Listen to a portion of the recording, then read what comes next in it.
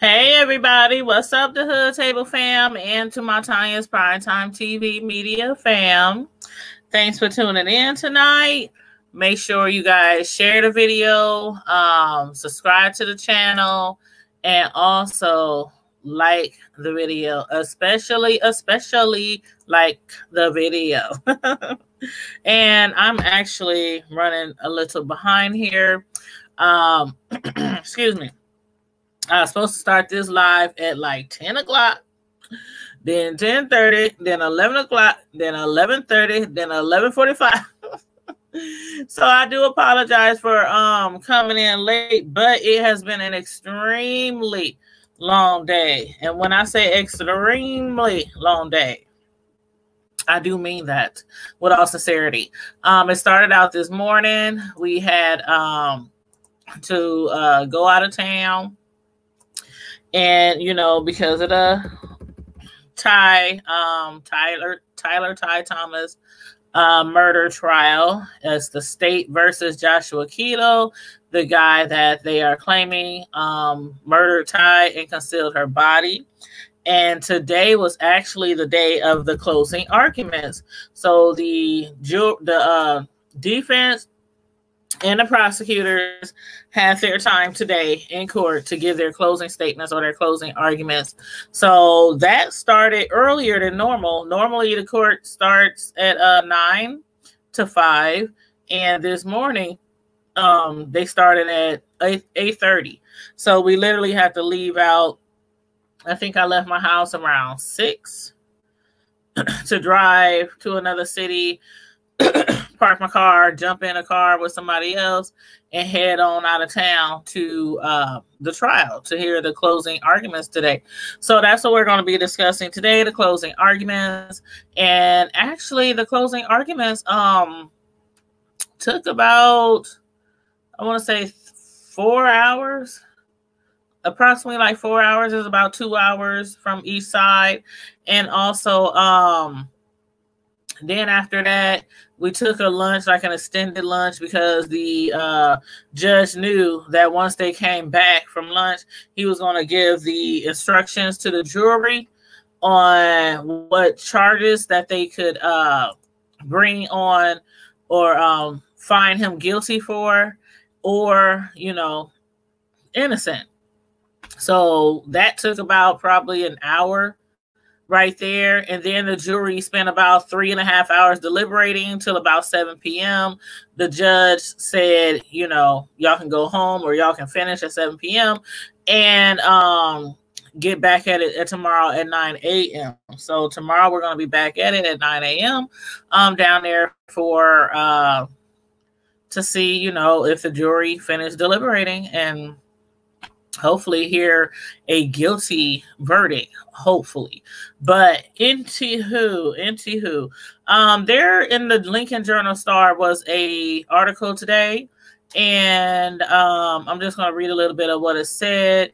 I'm going to probably reiterate a little bit of what it said, but what they said in the article was both sides of Joshua Keadle's murder trial for the killing of a 19-year-old Peru State student who disappeared early December 3rd, 2010, agreed on one thing in closing arguments Wednesday, and that was that Tyler Thomas probably is dead. And that is very sad, very horrible. Defense attorney Matt McDonald said, though, that there was no proof that Joshua actually killed her. They both agree, both sides agree that Ty is probably dead. It's been 10 years since her disappearance, so they both agree that Ty is probably dead. Her body has never been found, and their job today was to try to convince the jury that Joshua should be found innocent because there was no body found. And of course, the prosecutors' job today was to convince the jury that even though a body hasn't been found, lots of cases get tried where there's no body found, but because of all the other evidence, they would like them to find him guilty. But again, the defense, you know, they claim that Joshua Keadle is not the cause of her death. The state disagrees. contending that whatever happened between Keadle and Thomas, Keadle decided to kill her. The jury then again, they'll resume at 9 a.m. tomorrow. There's 9 women, 3 men on the jury. Again, they spent 3.5 hours deliberating today over the case after it was wrapped up around 3:30 p.m. And also, Assistant Nebraska Attorney General Doug Warner said Keadle's defense was all a cover-up full of lies and deceit. And before even talking to investigators that same day of Thomas's disappearance, he started looking for alibis to cover up his tracks. So that is what we're going to get into the closing arguments of the trial today. After 3 days of trial, 3 days of interviews and talking to police and investigators, he finally admitted that he had taken Ty down to the river to smoke weed. He said that she wanted to ride to Omaha, and she offered sex in exchange, but then got mad after she did it because he wouldn't take her to Omaha. So they are saying, the defense, he may be a jerk, but you can't convict him for being a jerk. So again, we're going to get into this these closing arguments, and you guys, feel free to comment in the chat. Let me know what you think about anything that I'm saying, or, about any of the witnesses or, whatnot. Just let me know how you feel about what I'm going to speak on tonight. If you like, and ask questions if you like, I'll try my best to answer you. Again, unless you were with the media, the news stations, or anybody like that, you could not take a phone in, no computer, no laptop.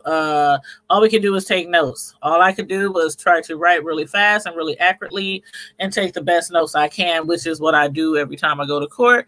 So if anybody was there, or something I'm saying is incorrect, or maybe not said correctly, or maybe provide a wrong name, or anything, I always say, correct me, let me know, or ask me, did I mean this or did I mean that? But for the most part, I try to take very, very, very good notes when I'm at court, when I'm taking notes. So anyway, closing arguments started with the prosecutors, of course, and what they're titling this is The Perfect Murder. The perfect murder. They think that Joshua concocted the perfect murder. Again, y'all let me know how y'all feel about anything that I mentioned today. And I think this light is too close. Hold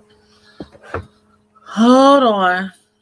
Because you can see like the green screen or the light, it's making my teeth look like, see, look.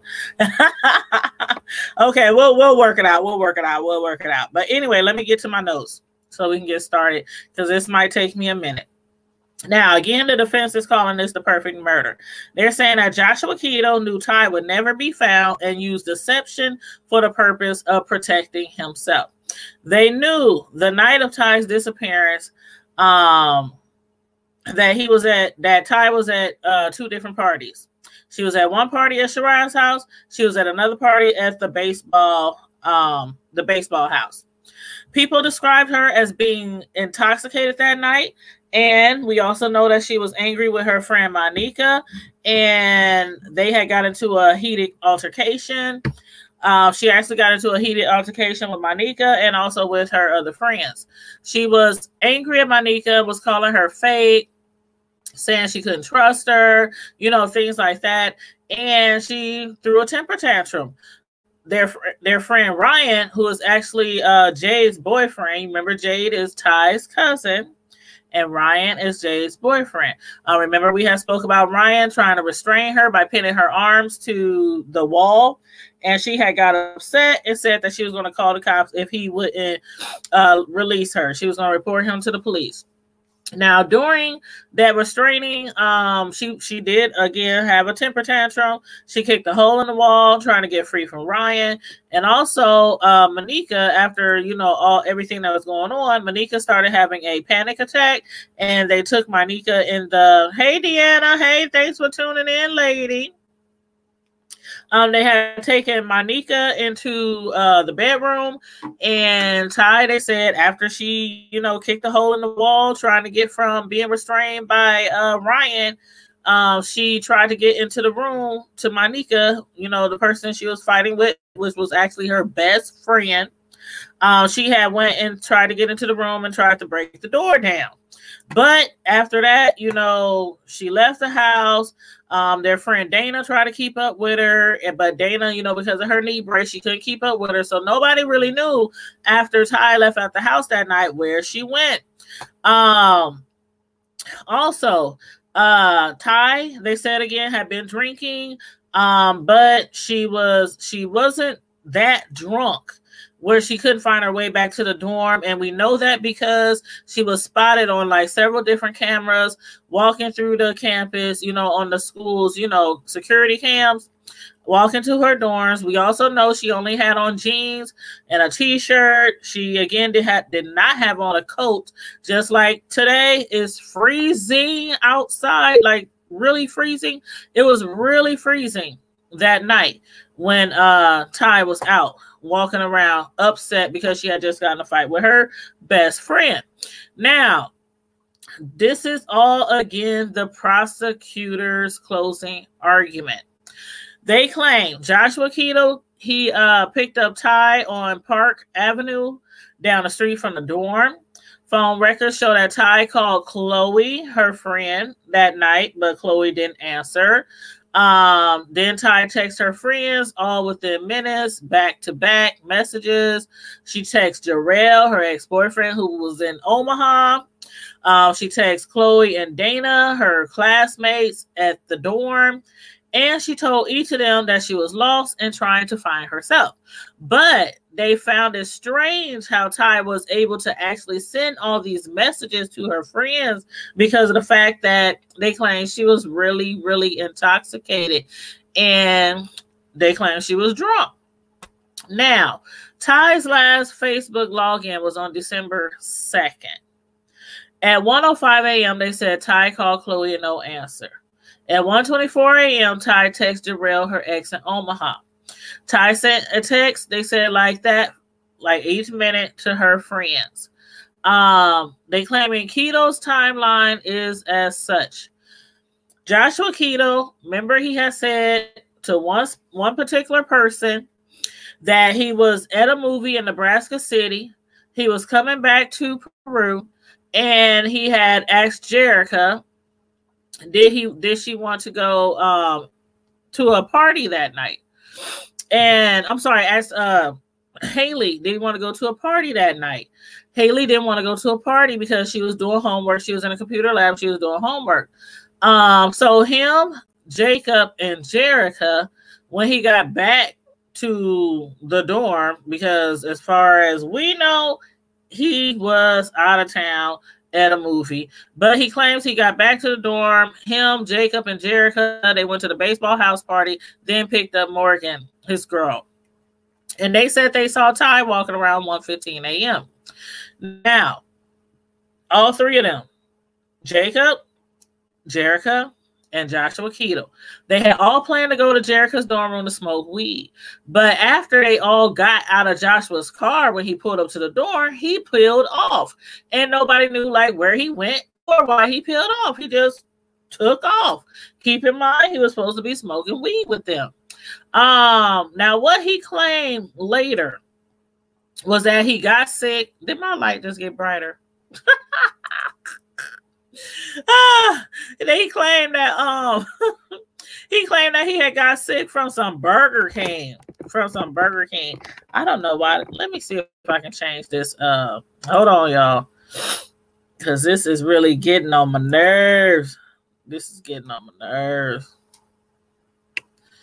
Okay, let me see if I can fade this in, because this green screen is making my teeth. Okay, there we go.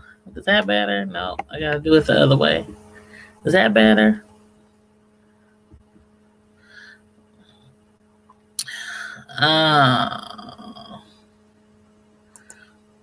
I don't know what's going. I don't know what's going on with this green screen. But anyway, y'all. Back to what I was saying. We ain't gonna worry about the green screen. I'll fix it tomorrow. I think my light is too dim. But anyway, he had claimed that he had got sick eating at Burger King and went to his dorm where he stayed for about 15 minutes in the bathroom with diarrhea.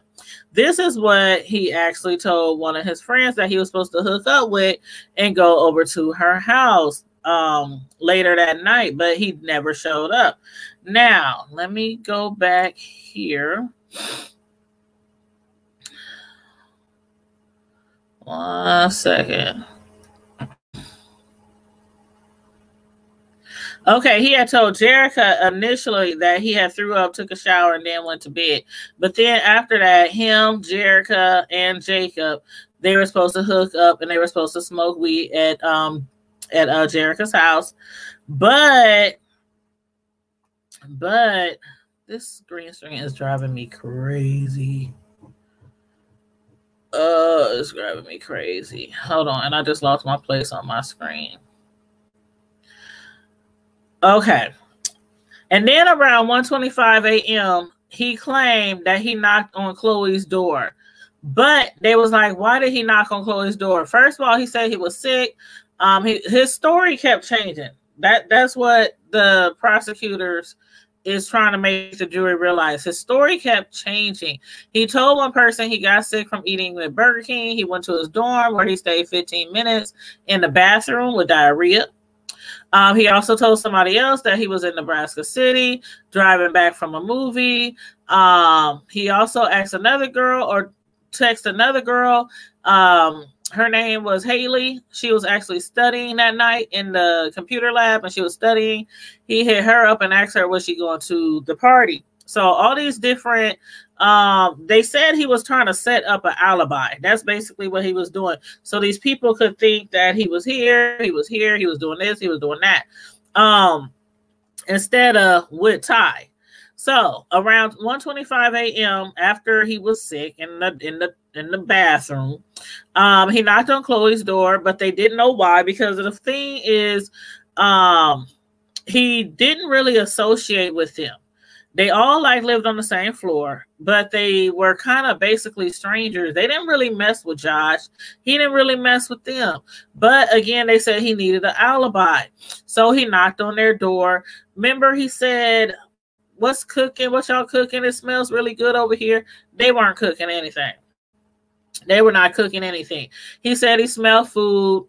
They weren't cooking anything. The ladies told him that they couldn't find Ty and they were going to look for her back at the party. So they went and they retraced their steps. They went back to Shiraz. They went back to the baseball house parties. No Ty. They asked around. People said, she had got upset, said she was going back to Omaha and she was going to find a way to Omaha. So for some reason, they assumed, okay, maybe she did try to find a way back to Omaha. At that time, though, they was like, where was Joshua Keadle?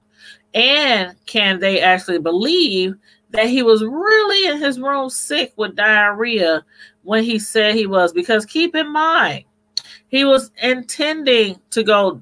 Oh, yeah. Matter of fact, keep in mind, he also told this to the investigators that he was going to go smoke with Jacob and Jerica, smoke weed. He dropped them off at the dorm and he peeled out, took off. They like, where he going? Why he leaving? Why he peeling out like that?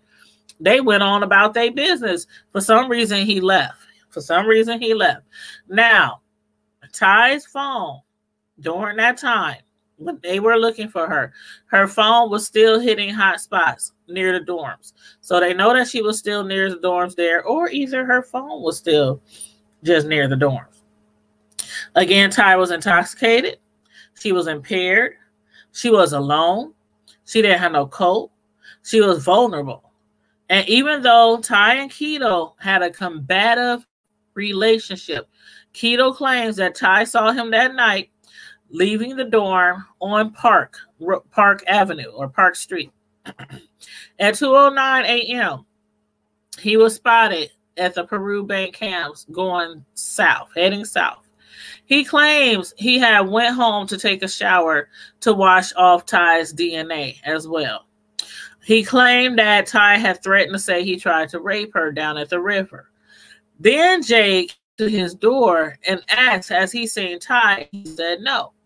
At that time, when he first started keeping people away from the river, he knew where Ty was all along. He knew where Ty was all along. When they first started looking for Ty, he comes knock on their door talking about, I smell food. Ain't no food. They see him on the cams heading south. He was at the river. Then they see him again. They see him twice, by the way, and he was heading south at the river. They still was like, well, from this cams, why would we see you several times heading south, but not heading back the same direction? We're going to get into that. But they claim that he knew where Ty was all along the entire evening. He was trying to keep people away from the river. At 3:15 a.m., again, like I just said, Josh was seen again on the Peru bank cams and again heading south. He claims he went back to the river because he was concerned about Ty because Jade and them still couldn't find her. And again, he didn't tell Jade that he was with Ty and left her at the river.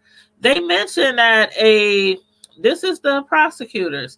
They mentioned that a killer will always return to the scene of the crime, which is generally the way it goes. That's generally how it goes. Keadle then said on his way back from the river, he took a left to a back roads towards Auburn and the cemetery. Then he also claimed he texted Jerica to see if she wanted to come with him to look for Ty, but Jerica said no. Jerica doesn't even like Ty. Again, these are alibis that he kept in contact with people, texting this person, I'm sick, texting this person, do you want to come with me to look for Ty? Texting this person, he was drunk, he threw up, he got in the shower to clean up, he couldn't come over like he was supposed to. So all these different people had these different alibis for him, none of them being with Ty at the time. So he claimed he texted Jerica to see if she wanted to go with him to look for Ty. Jerica said no. Jerica had actually mentioned when she was questioned that she was about to go look for Ty. She don't even really like Ty. And he claimed after he searched the cemetery, he went back to the dorm. But they said, why take the back road to Auburn? Because it really makes no sense. He claims he just took a wrong turn. Twice. Because they got him on the cams twice near the bank going south. But when he was returning, he didn't come back the same direction, which would be actually normal and much easier to come back the same way, besides going the way that he went, the back road, which put him on the back part of the cemetery. So anyway, we're going to get back to that cemetery in a minute. Now, Jade, Chloe, and Ryan were still out looking for Ty, and then Keadle, he comes back. By that time, the police is looking for Ty. The state troopers is also looking for Ty. Keadle was actually arrested, by the way, on October 17th for murder. After he was arrested, they played for us part 1 and part 2 of the Keadle interview with the police. That was Thursday of last week. That night in questioning, again, Keadle had claimed that he intended to go smoke with some of his friends. That would be Jacob and Jerica. They also had asked him along, during the interview, why they can't find Ty's phone. They started talking to him about how amazing technology is. They started talking to him like they could actually track his phone and Ty's phone. Now, up until December 6th, he kept denying that he was with Ty. Then on December 7th, he actually confessed. They claim the only reason that he actually confessed was because they had told him, about modern technology. They could track his phone. They could find out if he was with Ty, where they phones ping, stuff like that. And they claim he finally confessed as well because he really didn't know how much they knew by then. He was under the impression that they could track his phone. So he didn't know if they tracked the phone yet. or if they were in the process of getting the phones tracked.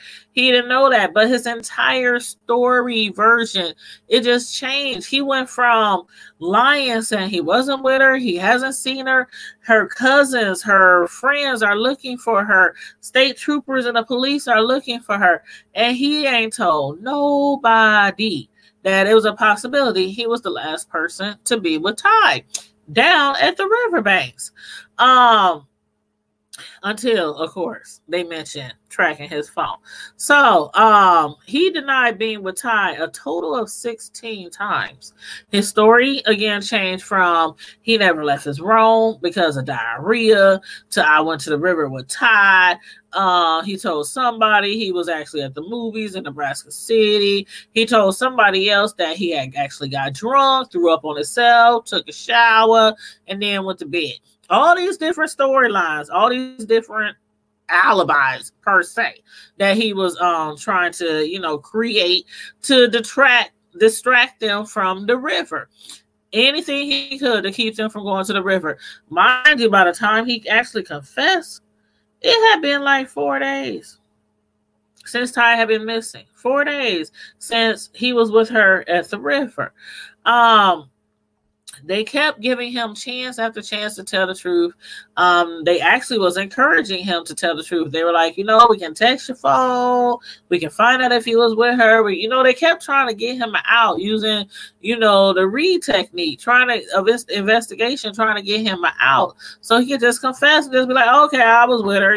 This happened, whatever. But anyway, he finally confessed after, believing that they could track the phones down. So, he confessed to dropping his friends off. And then after he dropped his friends off, who he was actually supposed to be smoking with, they was all on their way to go smoke some weed. But he dropped his friends off and peeled out. He saw Ty walking towards him. Ty ended up getting in his car, in his SUV. He claims she jumped in the back seat. He claims she started begging him to take her to Omaha, but he refused for one reason, because she didn't have any money. For another reason, he just didn't want to drive to Omaha that night. The thing that just got me was like when he was being interviewed and he started talking about what they did at the boat dock. And he was like laughing and giggling and like it was a joke, like it was funny. I mean, when he was telling them, I told Ty that I wasn't taking her to Omaha. But then she started playing with his ear, flirting with him. Mind you, them two is like oil and water. They never got along. They had a combative relationship. He would always cuss her out, calling her all kind of B's, and she would be cussing her out. And plenty of people testified they never, ever have got along. And they never, hung around each other or nothing. So all of a sudden, she needs a ride to Omaha. And all of a sudden, he says no. And she offers to give him sex. He claims that she offered to give him sex and also, was playing around with him, like flirting with him, touching on his ear, all kind of stuff, being flirtatious or whatnot. And then he starts saying, well, okay, sex, okay. But then she said then she said she was on her period, on her menstrual. And he was like, well, there's something else that you can do when you're on your menstrual. He was talking about a blowjob.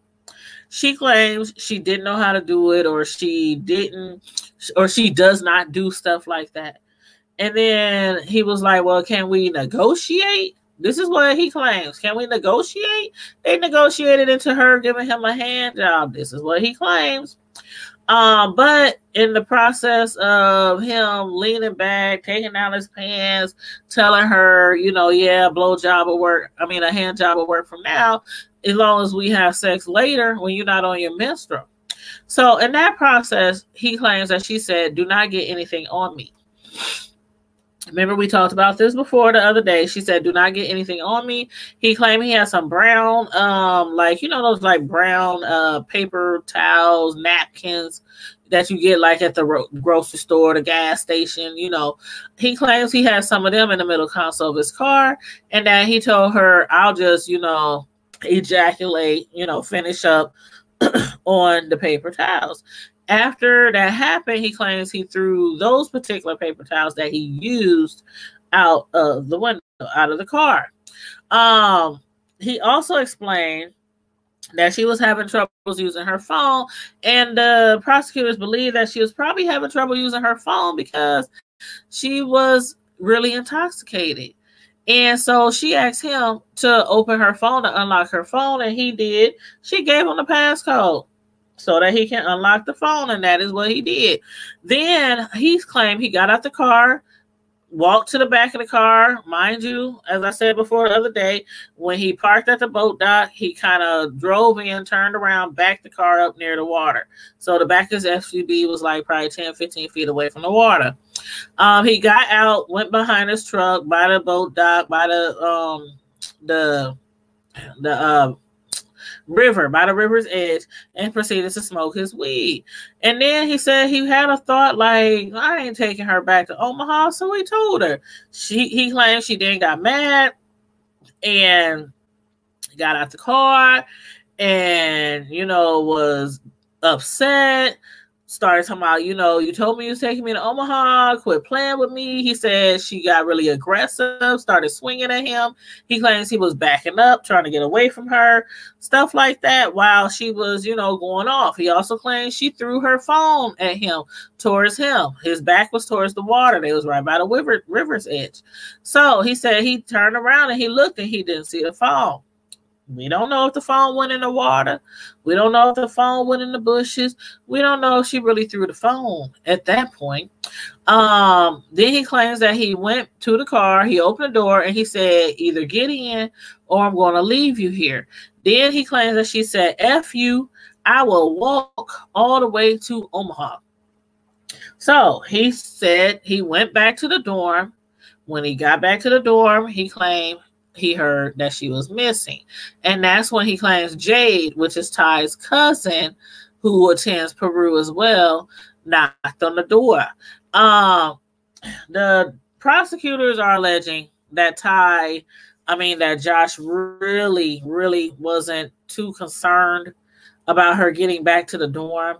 Main reason why, if his story even is real, like he took her to the river to smoke. Mind you, him, Jacob, and Jerica was all headed to her house, Jerica's house, to smoke. But they had heard that Ty, they had seen Ty walking. On the way to Jerica's house, they had all seen Ty walking. He dropped off Jacob and Jerica, and they said he peeled out, and they didn't know where he went. Next thing we know, he confesses later after lying for like 3-4 days that he didn't see her, that he wasn't with her and all this. He confessed that when he dropped them off, he was driving towards the river to go smoke weed. Right after you made plans to smoke with Jacob and Jerica, then you decided not to smoke with them. You was going to go all the way to the river to smoke. And on the way, Ty, she was walking. She runs up to your truck. She jumps in the back car. She begs you to take her to Omaha. This is his story. If his story was true, and if what really happened is what he said, like when Ty got upset, this is what he's claiming. When Ty got upset, he claimed she threw the phone at him. She was cussing him out. She was acting aggressive. She was swinging at him. She even stated that if he didn't take her, she was going to say that he tried to rape her. Now, if his story is true, if he didn't have sex with Ty, why wouldn't you, like, he had Jay's phone number. He had her cousin's phone number. He knew, the phone number to her relative who was at the same school. Why wouldn't you call Jade and let her know Ty is up here, whoop, whoop, whoop, even if she threatened to report that he tried to rape her? Because for one, if he didn't have, like he told the police, there would be no DNA in her, her area, her private area. He said because of him jacking off, I mean, like holding himself or whatever, cleaning himself up, you know, Ty jacking him off. He claimed that he did actually put his hand down inside her pants, in the back of her pants. And he said if you find any DNA on her, it would just be there. So if you didn't rape her, you don't have no DNA inside her, none of that stuff, why would you be afraid to let somebody know Ty was down there? Because if the police came and got you, this is what the defense is, you know, trying to prove. That if they came down there and if Ty even went to the police and said he tried to rape her, after they did like a rape kit and stuff like that and found no signs of, you know, you would have been vindicated. You know what I mean? So, but he claims he, you know, he didn't tell nobody. He lied for 3-4 days. Didn't tell anybody he was down there with Ty. Didn't tell nobody he was probably the last person to see Ty. All because he was afraid that Ty would turn around and say he tried to rape her. It's ridiculous. It's absolutely ridiculous. So anyway, they claim that he really didn't care about her. He really didn't care about her well-being, her safety. It was freezing cold down at the Missouri River edge. She didn't have no coat on. She didn't have no gloves on. He claimed she threw her phone, and when he looked back, he didn't see her phone. So for all we know, she didn't have her phone at the river's edge. This is what the prosecutors are saying. So now, the night that this all happened, remember from my last review, Jade and Chloe at the party, they saw a really, really, really drunk cheerleader. They took that cheerleader home to her dorm.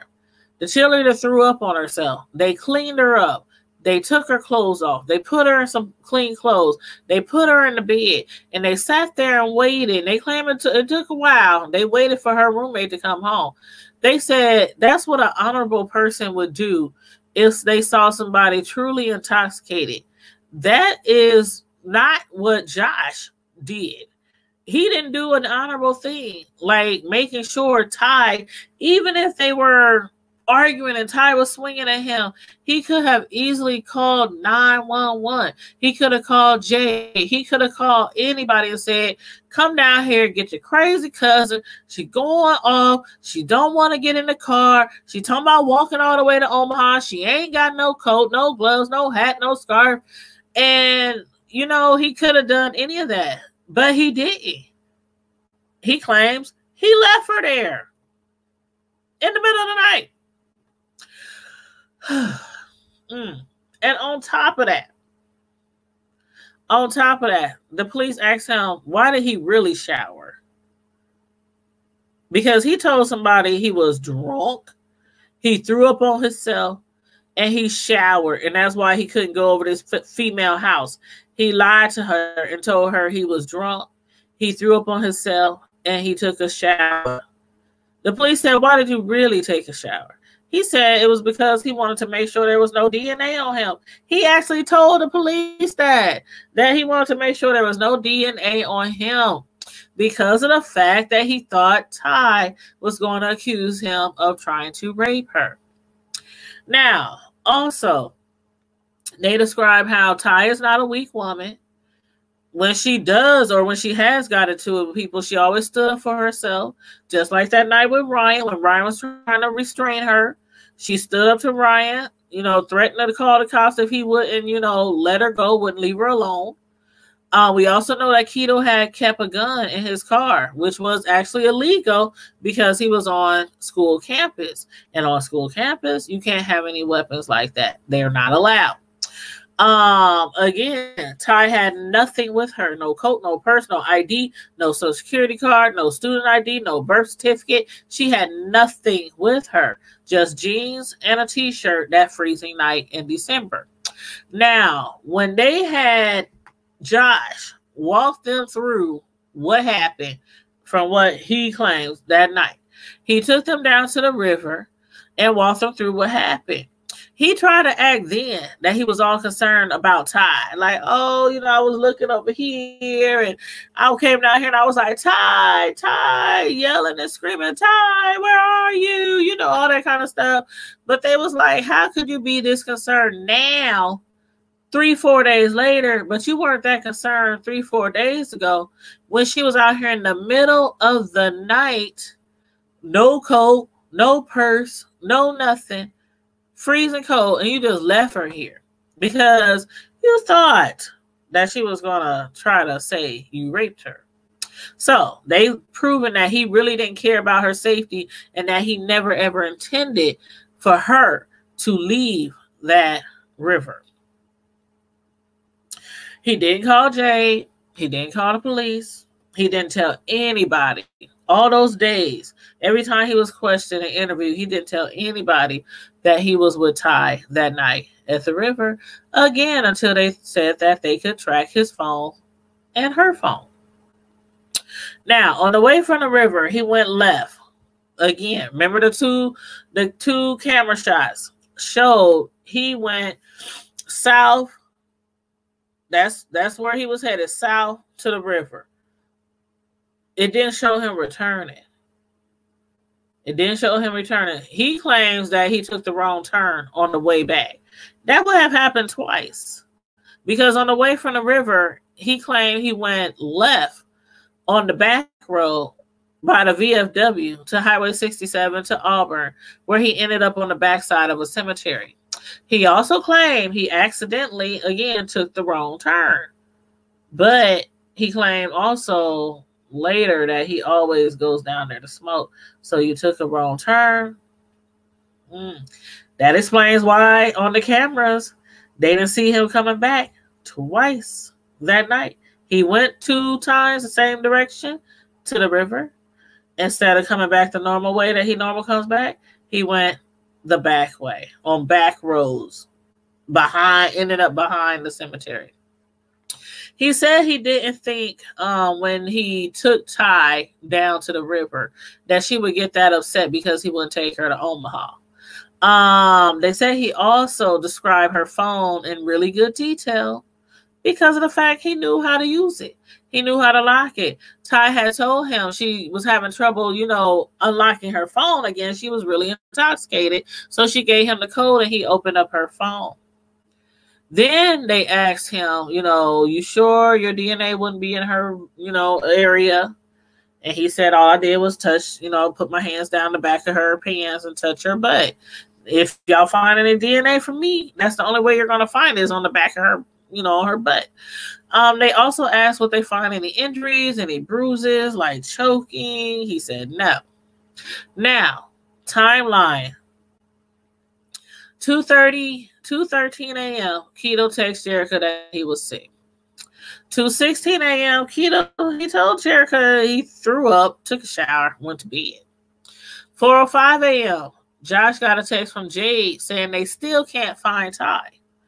They claim Keadle had no reason at all to go to the river to smoke because he had already planned to smoke with Jacob and Jerica at Jerica's dorm.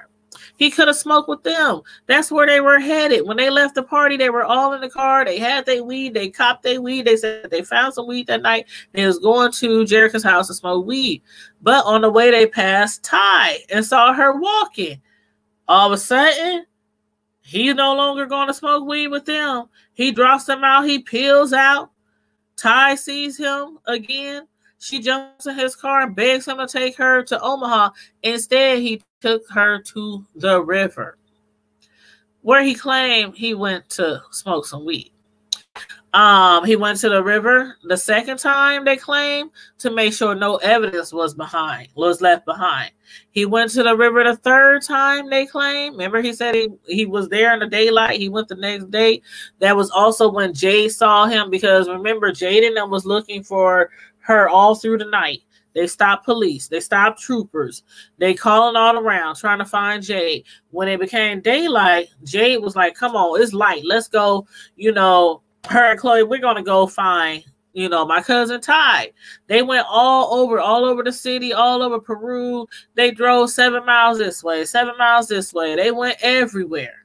Retraced all her steps everywhere. The only two places that they didn't go was the river, and they didn't go to the cemetery. And that's what they later told Josh, because Josh claims the reason why he went back there the second time was because Jade and them told them they looked everywhere, but they didn't look at the river and they didn't look at the cemetery. And they were going to wait till the morning to go look again.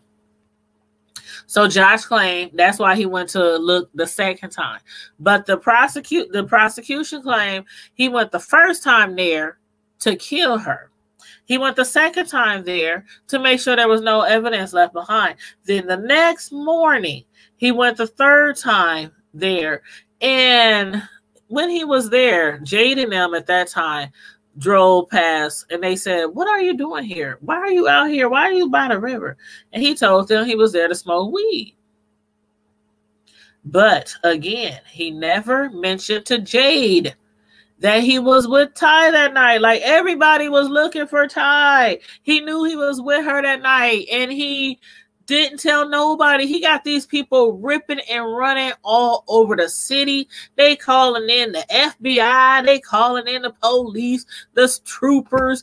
I mean, the state troopers. Everybody is looking for Ty. And he had all those opportunities to say, "I was with her. We was at the river. I left her at the river." So he says he left her there early in the morning. That's what he claims to the police. Now, they said this is the Keadle cover-up. Joshua Keadle, the one they accused him for murder.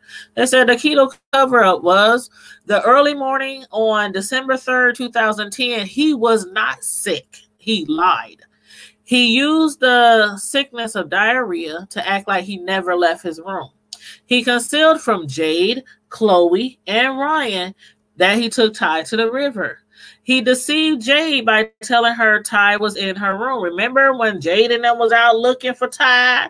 He came back to the dorm and he texted them, said, "Oh, I hear voices coming from Ty's room. Y'all need to come and check and see if it's her in there." They tell him, "Stay right there. We're on our way." They go back to the room, knock on the door. It ended up being Ty's roommate and her boyfriend in there. No Ty. I mean, it ended up being, Ty's roommate and Ty's roommate's boyfriend in there. So no Ty. He told his friend Jacob that if anybody asked for him, he was with him all night. But remember, he peeled off after he dropped off Jacob and Jerica at Jerica's house. He peeled off. They had no idea where he went. They didn't know where he went. Come to find out later, when he finally confessed, he was with Ty at the river. But he told Jacob to lie and say he was with him all night. He meets up with Jade and Chloe on Olive Road, where they see him by the river. They like, "What the heck you doing out here?" "I'm out here just smoking some weed."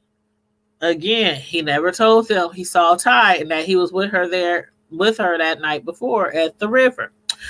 He also asked his other friend Jason to keep his gun, because remember, he had a gun that he kept in his car. He couldn't keep it in a dorm. It wasn't even allowed on campus, period, but he kept it in his car. He asked his friend Jason to keep his gun and to hide it from him. Jason said no.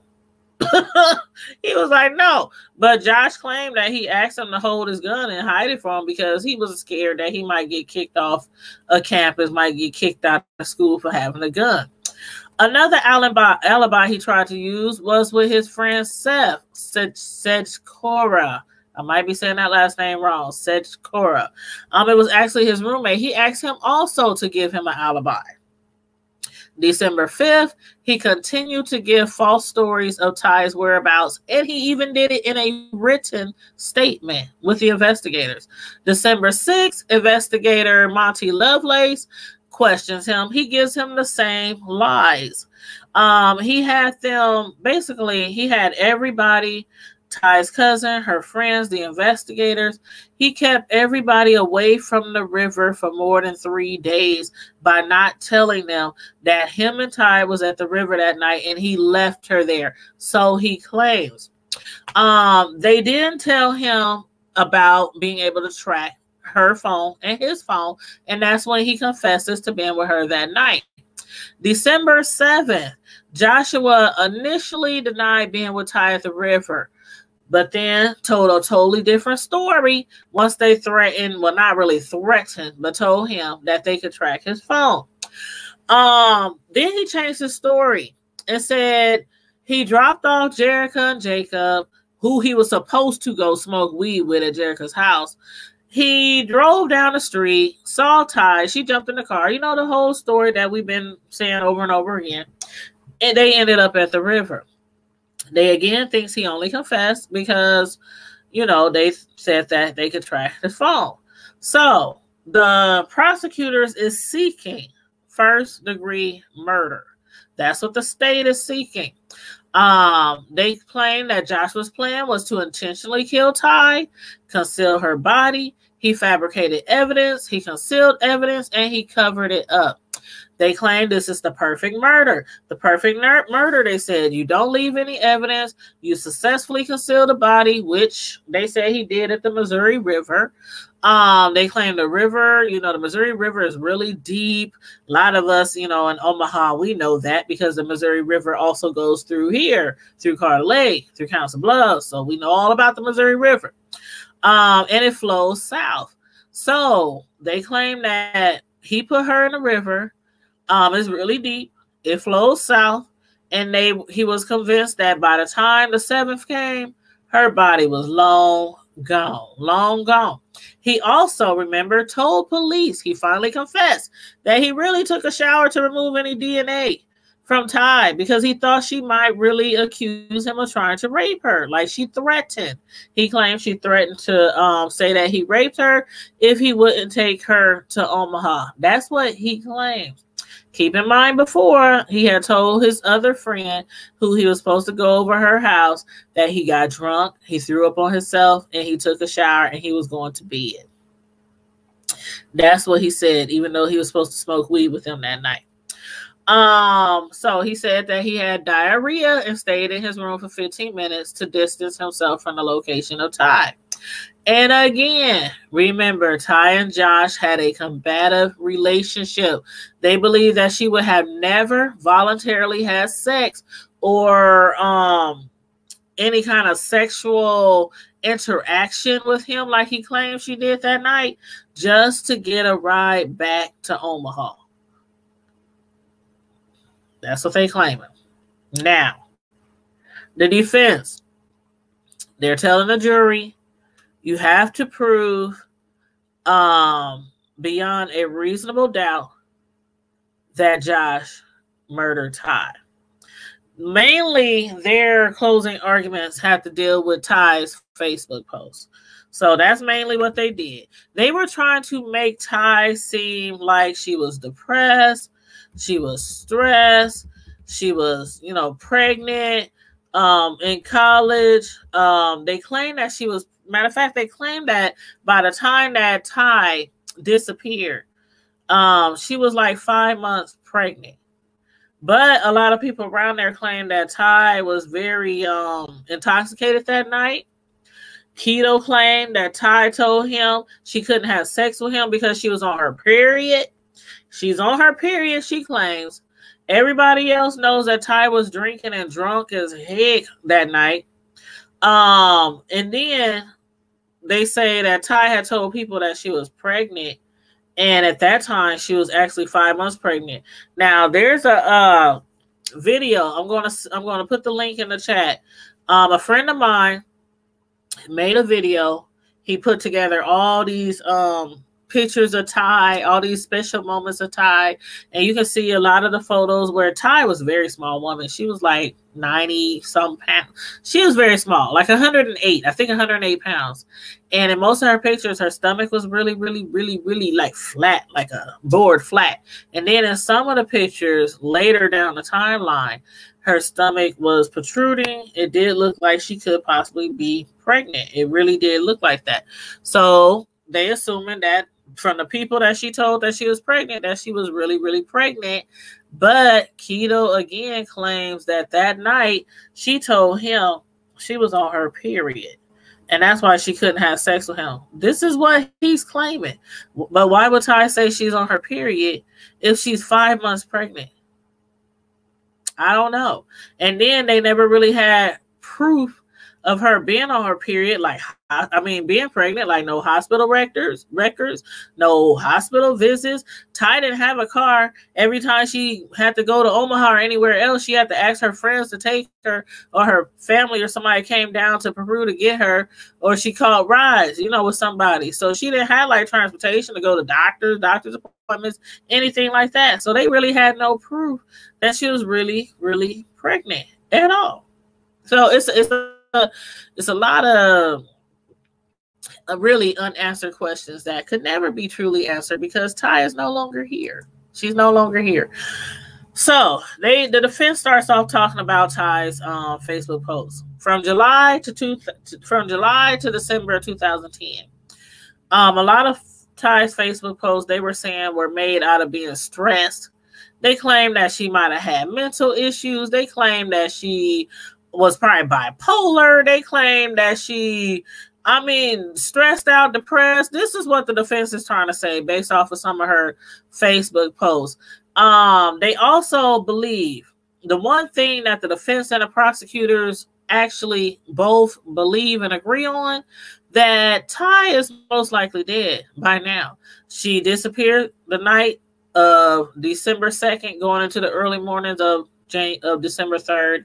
It's been 10 years. It'll be 10 years this year because it was December 2010. So they both agree on one thing, that Ty is most likely dead. But the defense is like, okay, to the jury, you have no proof. They have no proof that Joshua actually killed her. They claim he made a bad judgment leaving her at the river, but you can't convict him for being a jerk. They claim Joshua was with Ty for no more than 22 minutes. And could you really kill somebody in 22 minutes? That's what they're trying to make the jury think, like 22 minutes. Is that enough time to kill somebody, to try to rape them, to, and I'm thinking in my head the whole time while I'm in court, like, you can do a lot in 22 minutes to somebody, especially keep in mind, Ty only weighed like a $105 soaking wet. Josh, if you look at the pictures in the news right now of his trial, he lost at least a good 100 pounds because at that time he used to play football for Nebraska. He had went to different colleges and had, was hopping college to college and stuff, and so he was big, like he was really big. Like if you look up his court case where he got convicted for sexual assault on the 15-year-old a few years after Ty's disappearance, he's really, really bigger than what he is now. So he done lost a lot of weight from being in prison for like the last 8 years. He went to prison in like 2012 for sexual assault against a 15-year-old girl. So he's actually still should be in prison, but because of this trial, he's up here in Beatrice, Nebraska, instead of in Fremont, where he was convicted for sexual assault. When he gets out of this trial, if he is found guilty or even innocent, he still got to go back to Fremont and finish his time for the sexual assault against a 15-year-old girl. But anywho, I throw that in there for those of y'all who might have forgot that he actually did go get 10 to 15 years for sexual assault of a 15-year-old girl. And by the way, that girl was drunk. He took advantage of her while he was drunk. Ty, the night she disappeared, she was drunk. The prosecutors claim he took advantage of Ty because she was drunk and killed her. Okay, so back to the defense. They saying you cannot convict him for just being a jerk, for making a bad decision, for leaving her down at the river by herself. They actually believe, and y'all let me know, especially y'all been following this story. They actually trying to convince the the jury that they believe Josh left her down there. He, in fact, indeed did leave her down there by herself in the middle of the night. No coat, no purse, no ID, no nothing. In December at the Missouri River, left her there in the middle of the night. Drove off, just left her there. And she got hypothermia, got disoriented, and fell in the river. Or she was suicidal and jumped in the river. That's what the defense tried to make the jury believe. I was like, what in the world? Like, Ty was left at the river and she just stood there by the river until she froze to death and then fell in the river. Or she was suicidal, trying to make us believe that she was suicidal and she just jumped in the river. After wanting to go back to Omaha, she just jumped in the river and committed suicide. Now, they said another scenario is that Josh could have killed her, but they claim there's no evidence. So they have to throw that scenario out because there's no evidence, there's no body. They claim there's no DNA, not at the camp area, not at the boat dock area, not in his truck. They claim there was no DNA. But remember, Josh said that they didn't have sex. He wanted sex, but she said she was on a period. Then he wanted a blowjob. She said she don't do that stuff. Then he settled for a hand job. That is what he's claiming. That's what he's claiming. You go all the way from sex to a hand job. I don't know. But anyway, the defense is saying Ty sent those text messages to her friends. Remember, the text messages were back to back to back. They're trying to convince the jury that Ty actually sent the text messages, although the defense was trying to convince the jury that Josh actually had Ty's phone. Remember, he had the lock code. He had the unlock code because Ty couldn't figure out her phone because she was intoxicated, and she gave him her phone and said, "Could you please unlock my phone because she's intoxicated?" They claiming that it's a possibility that she wasn't able to text accurately to all the friends that she was texting to. And her message was, "I'm lost and I'm trying to find myself." She texted the same message to all her friends. "I'm lost. I'm trying to find myself."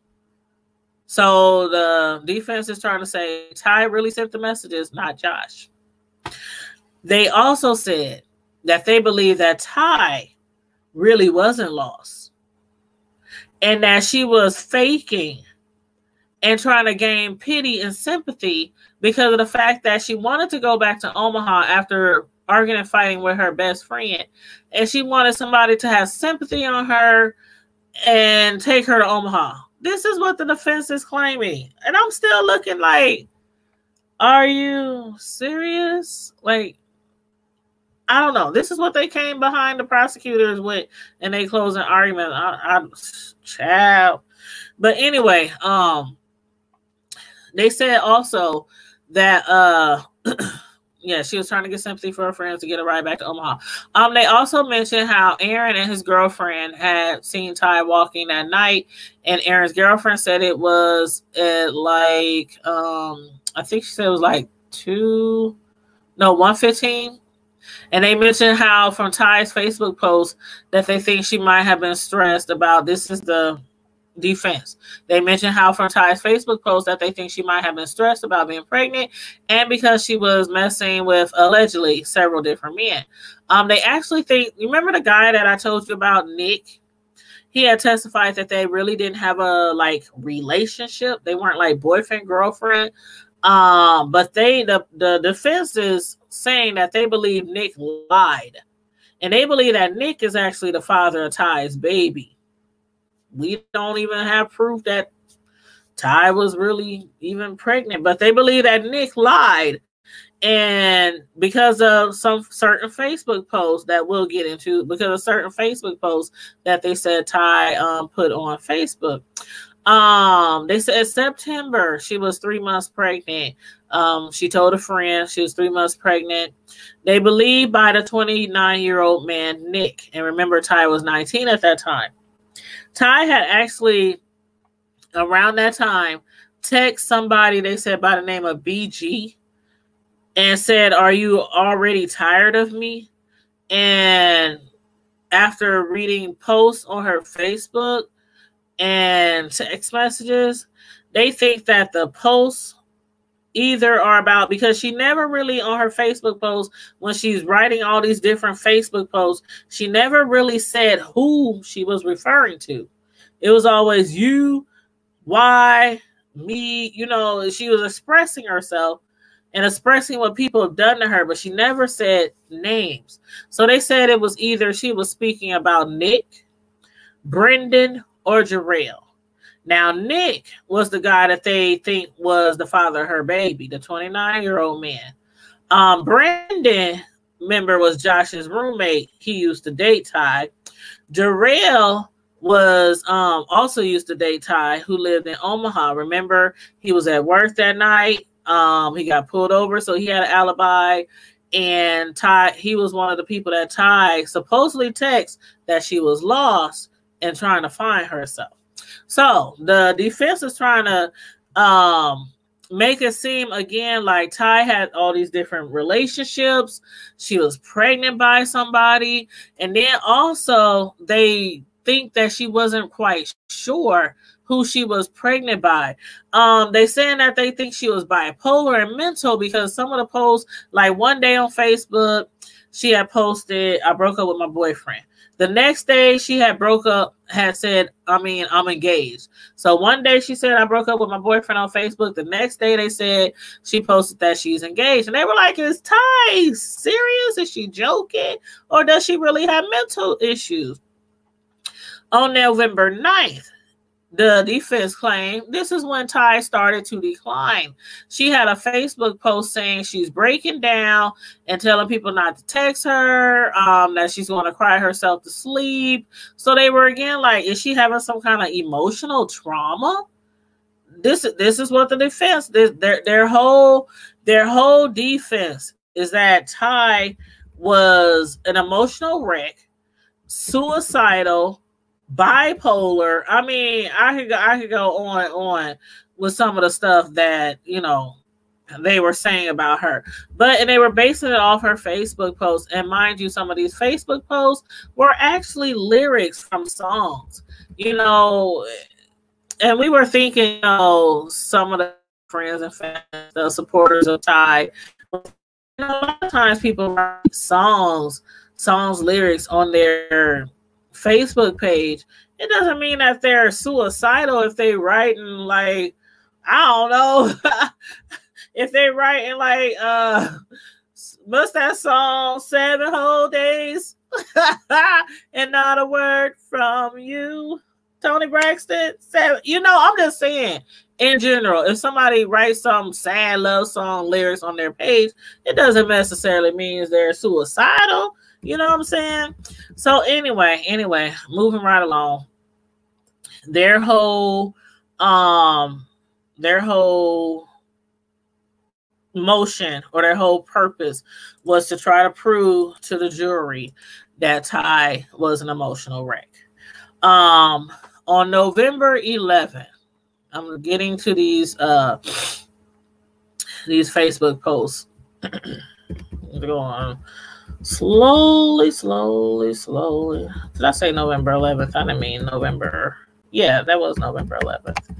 Okay, hold on, y'all. The computer going really slow, really slow. I'm trying. I gotta go through all these, and then it's like, it's 2020, right? Ty was last seen in 2010. But you know how some people, they keep some loved ones of people, they keep their Facebook up so people can look back and see their posts and see pictures and, you know, for memories. And then people also can post, like a lot of the posts over the last 10 years have been from her friends and family, and they're expressing how much they miss her, they care about her. When her birthday comes around, when the holidays come around, you know, they're just expressing, you know, how they feel about Ty and their love for Ty. So that's so to find the post that she made way back in 2010, you have to scroll all the way back to 2010, and I'm almost there, so you guys just bear with me. And also make sure you guys are liking the video.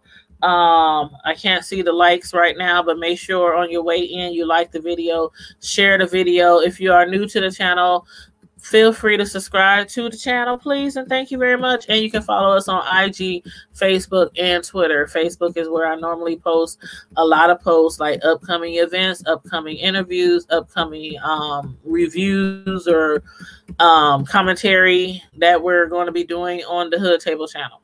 So with that being said, I'm in November, so I'm about to read you the post that because the defense, they listed off several posts that they thought might reflect Ty's mental status at the time, including her maybe being bipolar or, you know, whatever they could think of to explain what really happened to Ty and that Keadle didn't kill Ty. So on November 11th, the prosecutors say they think that she's talking to Jarrell or Nick. The post says,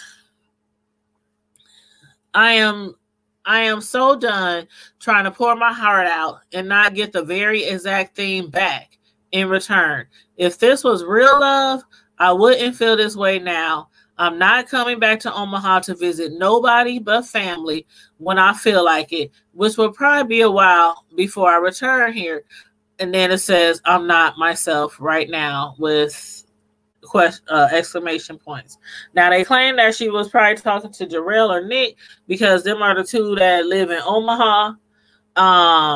Her other ex, Brendan, he actually lives in the dorm with Josh. So that's why they think that she was talking to either Nick or Jarrell. Another post they mentioned, November 12th, she's telling her friend, she's talking about her drinking. So on November 12th, she says, you know what? I can use a drink right now. But now, oh Lord, okay. I'm reading teenager writing. You know what? I can use a drink right now, but now not even lying. The old me ready to unleash. Bullshit you not. Thinking I want some vodka or something hard as fuck. Somebody said it's too early to be drinking. Call me if you wanna. Ty says, hell nah, it ain't that early. This is when I start. You crazy, laugh out loud. I'm sick of dealing with people when I don't want to, but I got type that shit. Somebody else says it's only 11 a.m. It's a little early for that. And Ty says, nope, not at all. It's not too early to be drinking. The defense also at that point tried to convince the jury that Ty's friends were probably minimizing Ty's problems, especially when it comes to the drinking.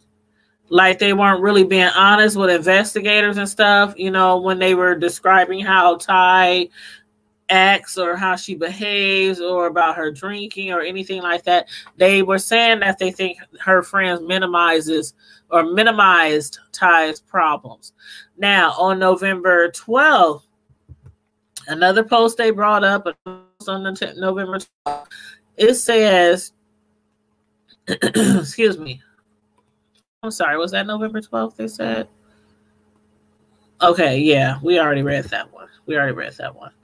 Okay, November 15th. Okay, the next post is November 15th. We're going to go up to the 15th. One of the posts said, going to bed, exclamation point, exclamation point. Another post on that same day said, when I'm going... Question, when I'm going to let him get these, never, son. I don't get down like that.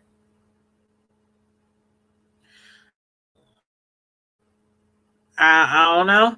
Another post on November 15th. Question, what do I think about them? To be honest, I don't know you that well. I mean, you seem cool for the small talks we had. We cool as friends. Another post that same day. Question, why? Because I don't want to. WTF for what the F? Laugh out loud. November 15 again. If I was single and we got together, do I think he'll make me happy? To be honest, I think you would have to a certain point, but then again, I don't know. November 15th, same day. Thinking of things to do this weekend. Movies. Yes. I don't know. Anything else? I'm going to be in Omaha, guys, so think with me. Ha, ha, ha. November 15th, another post. So stressed out. Ugh. She made a lot of posts on that day. November 16th, another day the defense mentioned about Facebook posts. In that Facebook post on November 16th, she says, I hate Peru State big time. So those are all the posts that the defense had us look at. Now, that November 15th post, they actually had told us in the courtroom to look at it ourselves. They said they don't want to say what the November 15th post was. They wanted us to look at it ourselves and come to a determination of what we thought. Now, I read all y'all those November 15 posts. And because of all those November 15 posts, that's why the jury, that's why they were trying to convince the jury that something could be going on really with Ty mentally, like as if she was unstable. You know, that's what they really were just basically trying to make the jury believe. Instead of her dying at the hands of Joshua that night, when he claimed he left her at the Missouri River in the middle of the night with no coat, no purse, no money, no ID, no nothing, they claimed that she could have possibly committed suicide and just jumped in the river after he left her. And they claimed some of those Facebook posts is reason enough to believe that that could be true. They also brought up the fact that November 28th, she was in a car with her cousin Jade, who also attends Peru, the one who was out searching for her, you know, with her friend that night when Ty texted said that she was lost. They were on their way back to Peru. It was Jade, it was Ty and Ty's mom. But when Jade turned a certain direction, Ty was like, where are you going? And Jade told her she was going to get her boyfriend, Ryan. And they said Ty refused to ride in the same car with Ryan. So she was like, drop me off. They said she got really upset and, you know, just refused to ride in the car. Now, they go back to some more Facebook posts. November 29th. Let me scroll up. November 29th. Okay. November 29th. The defense said, November 29th, there was a Facebook post saying that she said liquor brings out the dark side of her. She thinks she needs rehab. Now, I'm looking at the post on November 29th on Facebook, and the post says, actually, I got a confession. And then on that, on the comment section, after she said, I got a confession, that was the main post, it says, laughing my effing ass off right now. Shit, either you cool with me and Rebecca Rello, I just found out that liquor brings out my dark side and that I'm addicted to the feeling I get from it. Ha, ha, ha. I think I need rehab.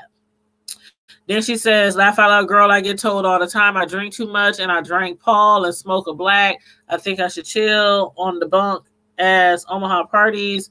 Laughing my fucking ass off. No, but I'm still feeling sick. And then there were some more comments on there. It says, no, I want to see before we get drunk. She wants to get wasted, but she needs to slow down a little bit. When she get drunk, though, she wants to dance. And then she also says, I would have. She wants to do some damage this weekend. And she's pumped up and she wants to party like a rock star.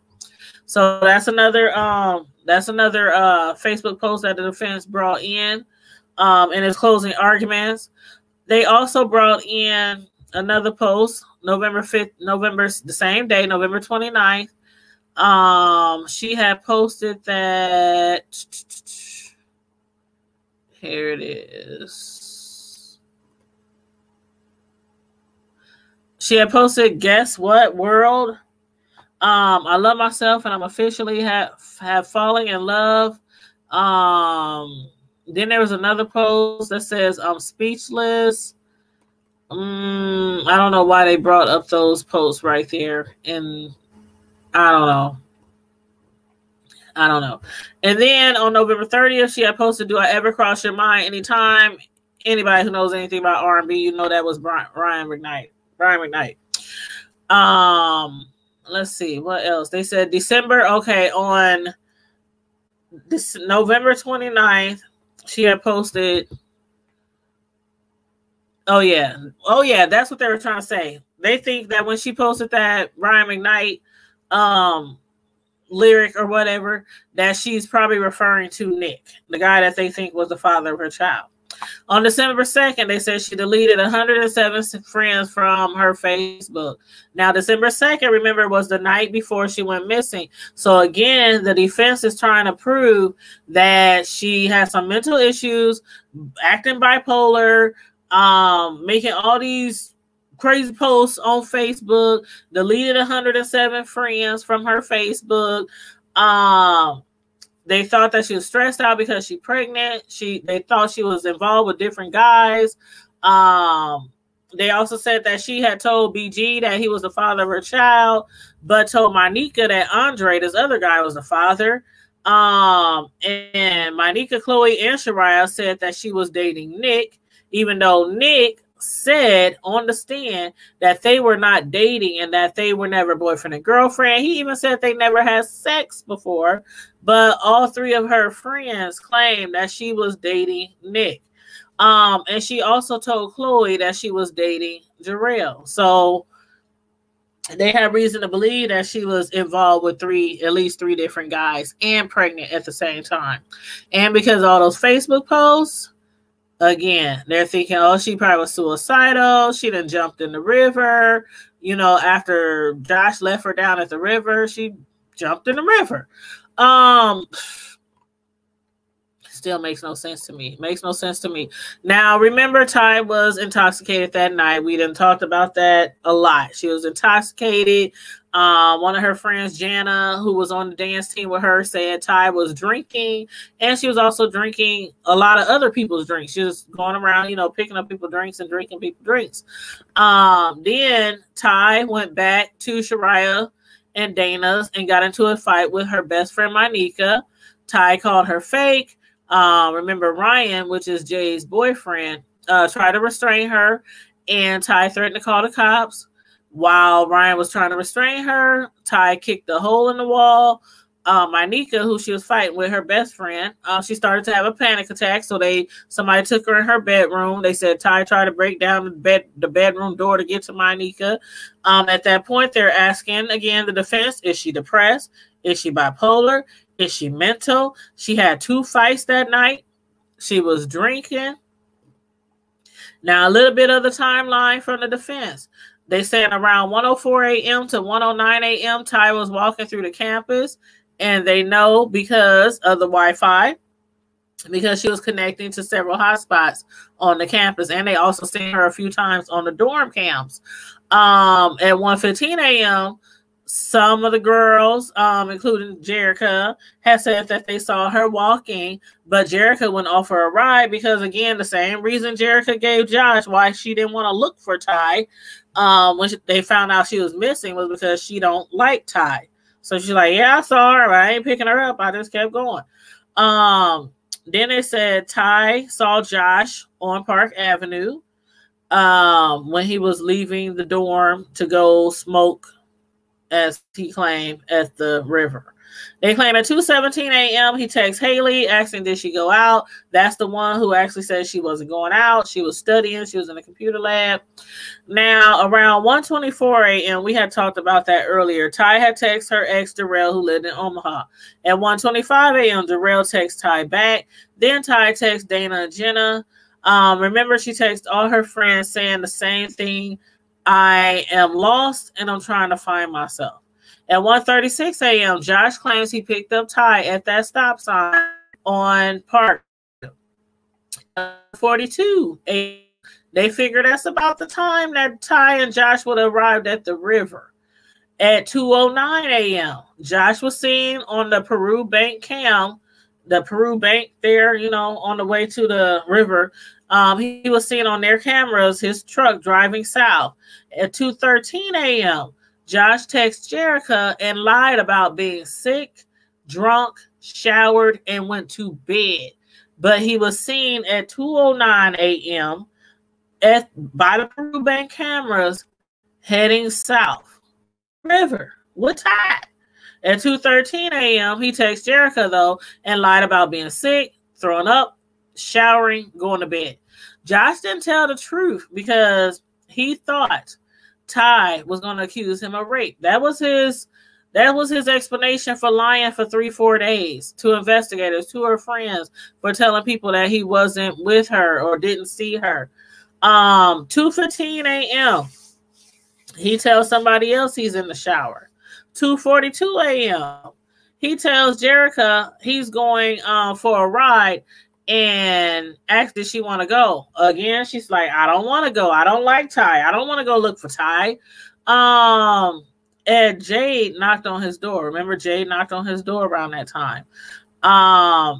They are claiming that, the prosecutors are claiming that the reason why, even though he told Jerica he was drunk, he was going to bed, he took a shower, the reason why he claimed that he called Jerica again or contacted her again and asked if she want to help him look for Ty was because he needed to bring somebody down there to see Ty and witness her going crazy. This is what the defense is trying to say, that the reason why he called Jerica to go down there was because he needed a witness. He needed Jerica to see that Ty wasn't raped, that he wasn't trying to rape her or anything like that. That's what they're claiming. But Jerica was like, I don't want to go. At 3:15 a.m., he's seen again on the Peru Bank cam heading down south again to the river. He claims he was coming back from the river. Like, when he went down to the river twice, they saw him on the camera. I said this before. They saw him on the camera twice. He went south twice. They saw him on the Peru Bank cam twice, right? Twice, going south to the river. But they never seen him on the cams coming back.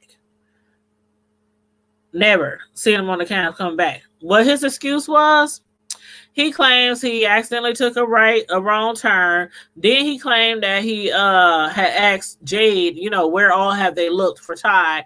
And he said they told him they didn't look at the cemetery and they didn't look at the river. So he claimed he went to the cemetery because Jade said they haven't checked the cemetery or the river. At 3:58 a.m., Josh calls Jade and says he hears voices in Whitney and Ty's room, but when Jade and them get there, it's just Whitney and her boyfriend. They saying that he said that because he's still trying to buy time and make it seem like Ty was actually at the campus and not at the river where the prosecutors think he left her. Again, he was scared. He was in trouble if something happened to Ty. Remember, he mentioned that. We listened to it on the recording the other day. He told the police, could we please go off record? When they were interviewing him and recording him, he said, can we please go off record? Would I be in trouble if I left Ty at the river and something happened to her after I left? And they was like, well, something like what? And they was like, are you sure we're not going to find no DNA on her? He said, no, you're not going to find no DNA in her. The only DNA that you might find is my DNA on the back of her butt when he put his hands down her butt when he claims that she was, giving him a hand job.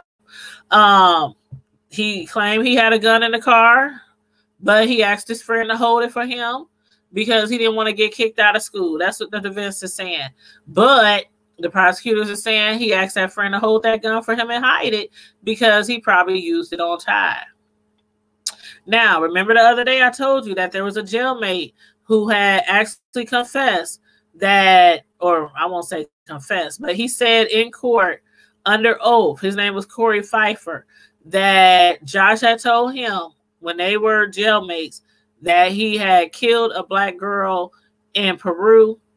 he dumped her body in the river, and that they would never ever be able to excuse me, convict him of that. Now, the defense is saying that guy Corey is a meth head. Why should they trust him? Plus, he testified 7 years too late. And they're trying to say, you know, he's a meth head. He probably got something out of it. But the guy claims he didn't get anything out of it but gas money to get to court. That's what he claims. That's what he claims. So they're trying to make the jury, you know, feel like he's a meth head. He claimed he testified 7 years too late. Now, the reason why Corey claims he testified 7 days or told somebody 7 years too late, because he claimed he didn't really, you know, people in jail, they tell stories trying to make it seem like they this or they that, or, you know, hard, they done did a crime. You said, did anybody comment on those posts? Oh, yeah, people were commenting on those posts, Deanna. Her friends on the Facebook post, yeah, people were commenting on their Facebook post. But I'm sorry, I'm just now seeing your text messages. I don't know why. I mean, I know why, because I got my chat on top chat instead of live chat. That's why I wasn't seeing your comments. My bad. And where was I at? Oh yeah. The defense said, you know, there was no blood, there was no DNA at the campsite or in his truck. Yeah, he had a gun, but he told his friend to hold it because he didn't want to get kicked out of school. Remember, there were footprints at the boat ramp. There were drag marks.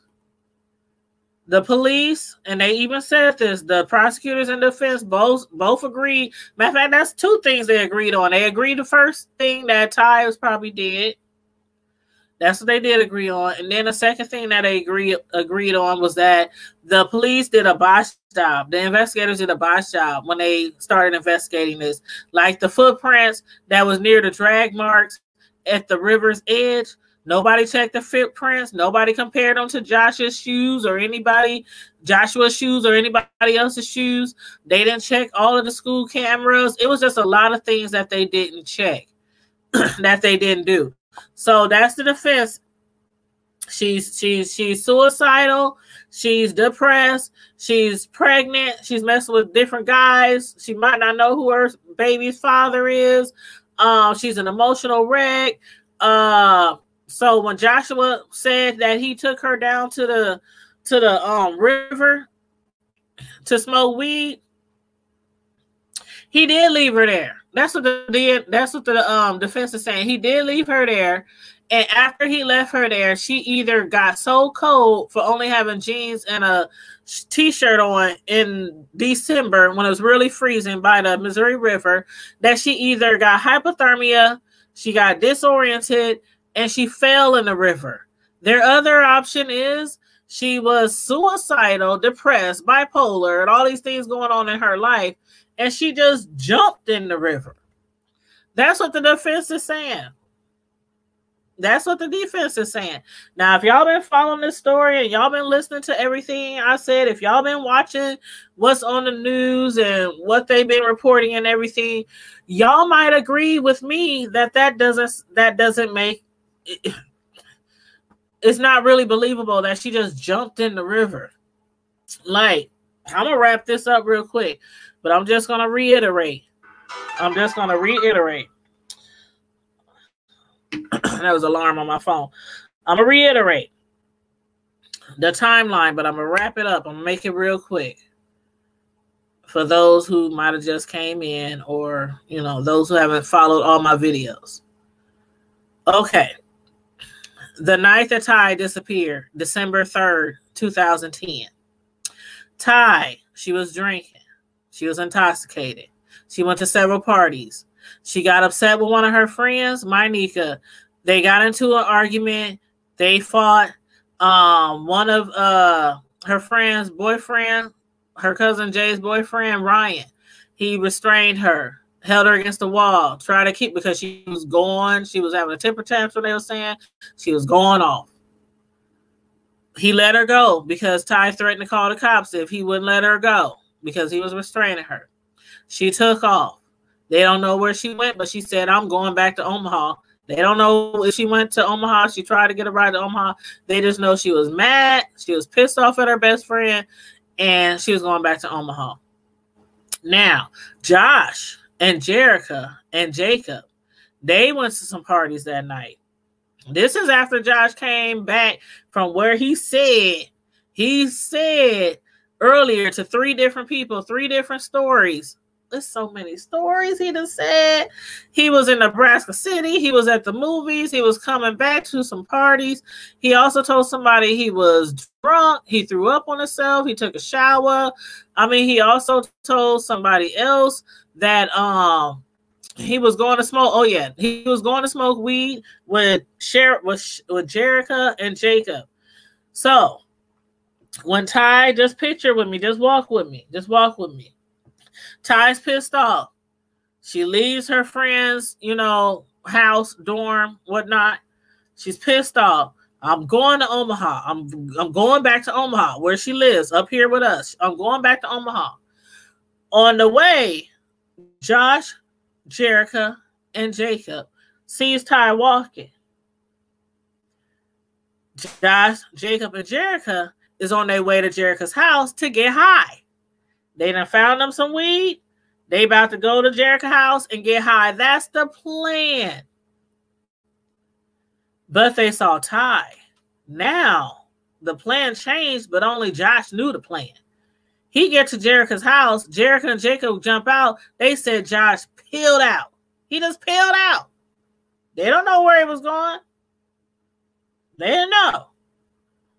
Ty, she goes heading to her dorm. They see her on camera. They see her on several cameras. Her phone is pinging. It's hitting hot spots. So she's still at the doggone dorm at that time on campus. Now, Josh, after lying for days, saying he wasn't with Ty, he didn't take her anywhere. They weren't together. He didn't see her, after they saw her on the street walking. After days, he finally confesses that he was with Ty.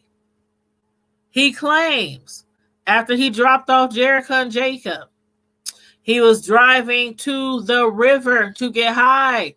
Why was he driving to the river to get high when him, Jacob, and Jerica just got some weed, and the plan, the intention was to go to Jerica's house to smoke weed? But now, after he dropped them off and bailed out, he's driving to the river to smoke weed. He sees Ty walking again. Ty, he claims, runs up to his truck, his SUV, jumps in the back of his truck, eventually climbs over the seat. She's begging him, please take me to Omaha. Please take me to Omaha. He's like, I'm not taking you to Omaha. Do you got some gas money? No, I ain't got no gas money. Well, I ain't taking you to Omaha. It's too far. It's late at night. You ain't got no gas money. I'm not taking you to Omaha. He goes on towards the river. They see him on the Peru bank cameras going south towards the river. They get down to the river. Josh claims that she still was asking him, can you take me to Omaha? Can you take me to Omaha? He's like, then he says she starts flirting with him, being flirtatious, tugging on his ear, touching him in between his legs, grabbing on his crotch, just acting seductive, flirtatious. This is what he's saying. Mind you, everybody knows in their circle that them two do not get along. They hate each other. They can't stand each other. He be cussing her out, calling her bitches every time they get into an argument. They are very combative, like oil and water. They've always, the people's like, we don't even know when it started. That's how long they've hated each other. So these two people who hate each other, she jumps in his car, asks him to take her to Omaha. He says no. She starts being flirtatious, rubbing on his stuff, playing in his hair and his ears, and then offers him sex to take her to Omaha.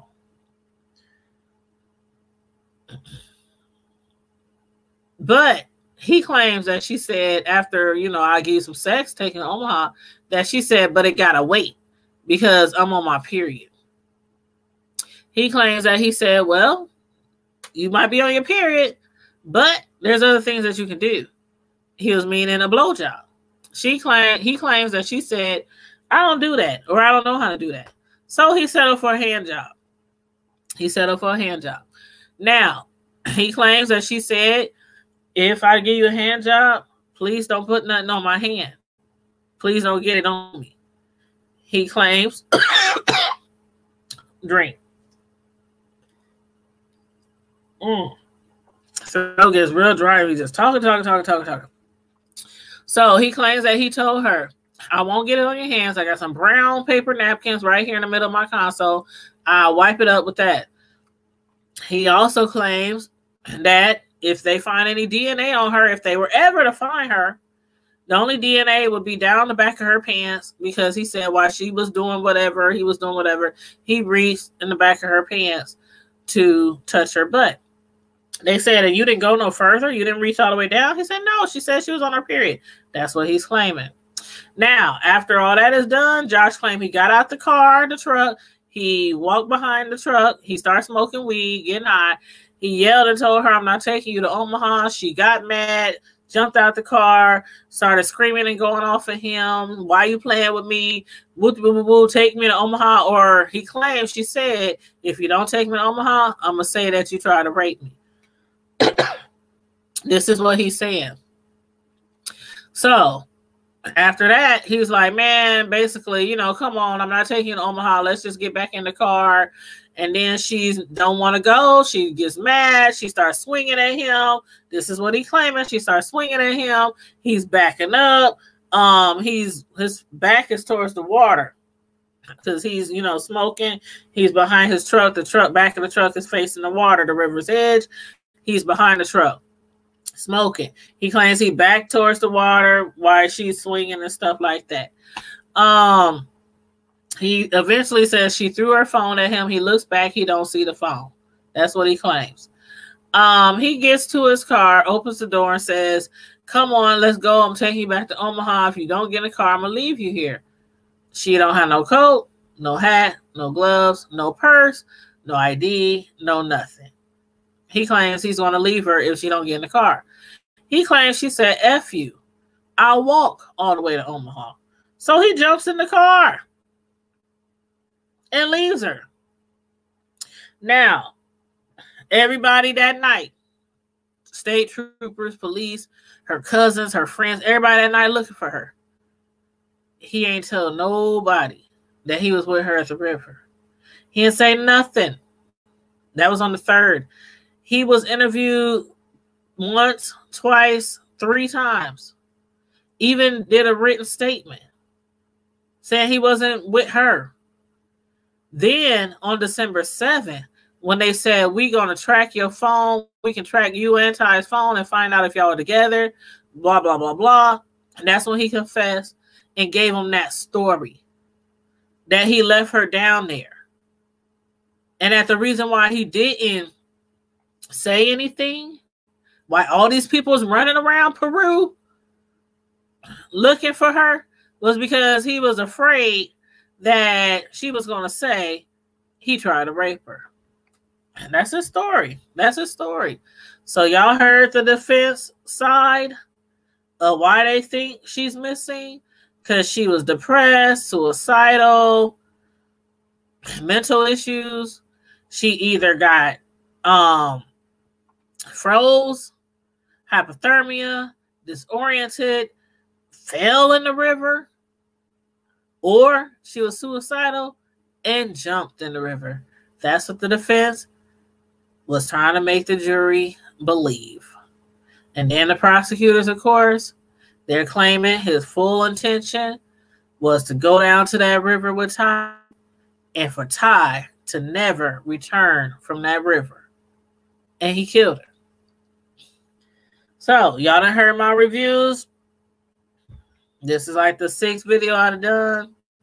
Y'all done heard the closing statements. Y'all let me know how y'all feel about the case. Now, there's still nobody. That's like The one thing the defense got in they corner, that there's no body. But like the prosecutors told the jury, there's been many cases where somebody has disappeared and the body hasn't been found, but there's still enough proof to prove that there was murder by whoever. So, with that being said, at around 3:30 p.m. today, the judge told the jury all the instructions. Some of the things they could charge him with is first-degree murder, second-degree murder. What else? Oh, crime of passion, that he killed her in passion. It was so many things that the judge said that if you answer yes to this and no to this, then you gotta say this. He's guilty of this. You know how they do. The judge tells them specifically, if y'all can't answer this about this, then you gotta say he's innocent. You know what I mean? So it's a lot of options that they had. They're deliberating right now. The judge, they started about 3:30 today, and the judge said if they haven't come to a decision, a united decision by 7 p.m. today, that they will reconvene tomorrow morning at 9 a.m. So we're going to go back down there tomorrow at 9 a.m. and see what happens. There was nothing decided today with the jury. No guilty, no innocent, nothing. So I don't know exactly what time actually we're going to get there, because they're going to reconvene at 9. So we were like thinking, should we go at 9? Should we be there by 9? Should we? So we got a plan though. We got a plan, because just in case it takes like hours or most of the day, we got a plan. We're going to do this. We're going to go here, just to kill time, while the jury is deliberating, and see if they come to a united decision tomorrow on a guilty verdict or, not guilty verdict or whatnot. But whatever happens, y'all know I'm going to update you on on what's going on. So again, you guys make sure you like this video, share this video, subscribe to the channel if you are not already subscribed, please and thank you very much. And don't forget when you hit the subscribe button, hit the notification bell, because if you don't hit the notification bell, then you won't receive the notifications when we about to go live or when we upload a video. So after you hit the subscription bell, make sure you hit the notification bell. Thank you so very much. And everybody, I know it's late. For y'all who've been riding with me this time of night, Deanna, you said you have a good night. Thank you, love. You have a good night as well. Thank you so much. Oh, and by the way, I already called 2 hotels. I don't know what hotels Miss Pam called, that she said they might be not taking no more reservations or whatever for the family, the reunion, the WGQ reunion. But I called several hotels and they gave me different prices, and they said they got plenty of space. So I'm gonna update you tomorrow on those hotels that I called, so you can let the people know. But yeah, so everybody else, again, share the video, like the video, subscribe to the channel, and hit the notification bell. And in the meantime and in between time, Primetime Squad and my The Hood Table Squad, stay safe, be blessed, and I'm out. Deuces.